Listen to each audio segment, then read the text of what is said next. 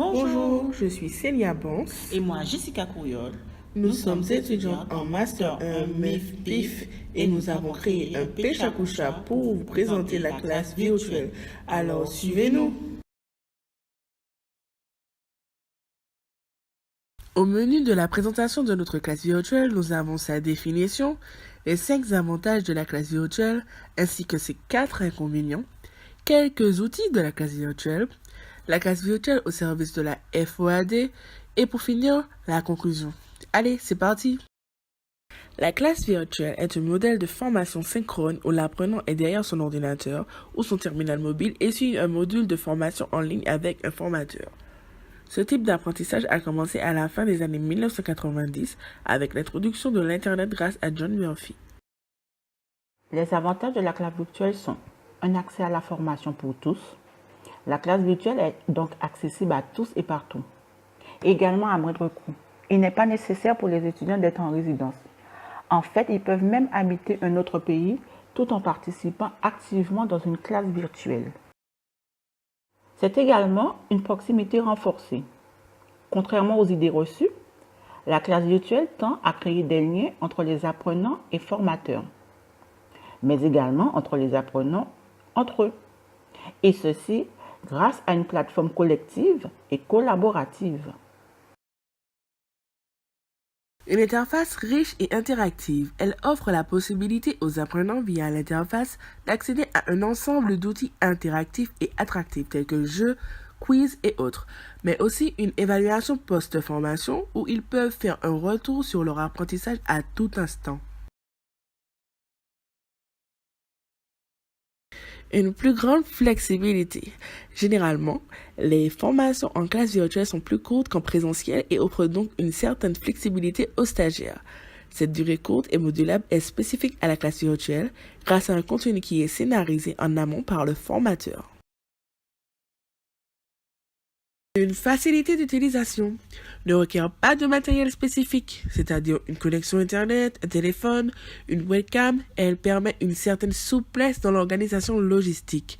Elle est aussi facile d'utilisation pour les stagiaires grâce à ce suivi réalisé tout au long de la formation par le formateur. Avec la classe virtuelle, pas de face-à-face, pas de possibilité d'intervention individuelle, tout est collectif, absence d'anonymat.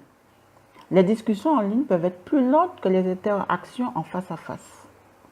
Au revoir la classe traditionnelle physique, place à la classe virtuelle. Aucune interaction sociale.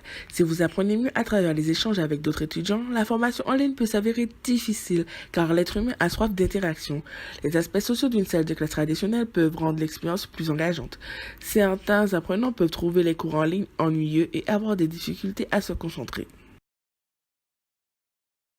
La classe virtuelle nécessite un acumen technique. Une salle de classe en ligne peut être frustrante si vous manquez la capacité d'utiliser la technologie. Aussi, les ordinateurs ont tendance à se bloquer, perdre des informations ou refuser de collaborer au moment les plus importants avec ses collaborateurs.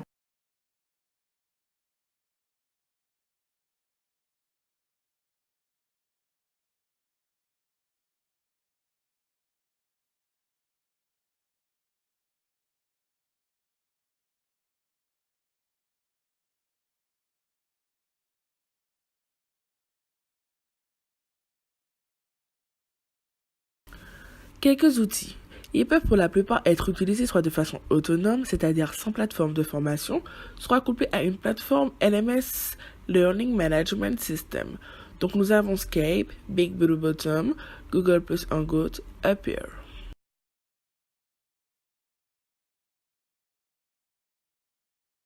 Skype, le plus répandu, est ergonomique et pratique car la plupart des gens le connaissent.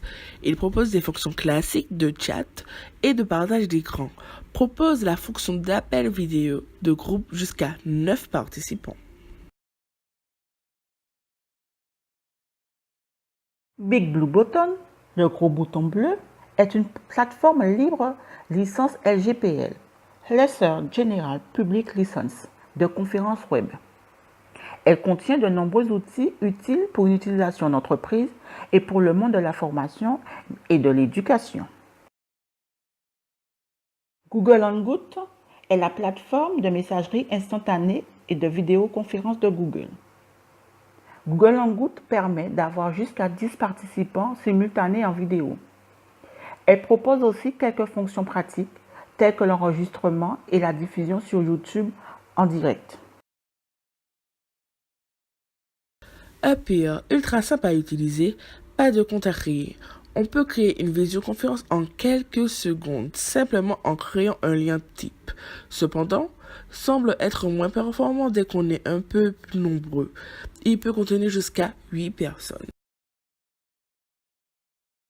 La classe virtuelle au service de la FOAD. Celle-ci est un service numérique de la formation ouverte à distance mise gratuitement à disposition de tous. Avec la classe virtuelle, les formateurs animateurs peuvent concevoir des modules de formation à distance synchrone et inviter des participants à rejoindre la classe par un simple et unique lien. Nous avons pu voir à travers cette présentation de la classe virtuelle ses avantages et inconvénients. Elle répond favorablement à ceux qui souhaitent poursuivre leurs études en même temps que le travail, ou encore faire une reprise d'études sans appréhension, à leur rythme et dans un environnement propre à ceux malgré les inconvénients qui s'imposent.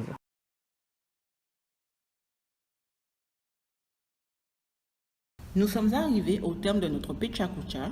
Et nous espérons que notre travail vous a permis de mieux connaître la classe virtuelle. Avec ses avantages et ses limites. À bientôt, peut-être dans une classe virtuelle.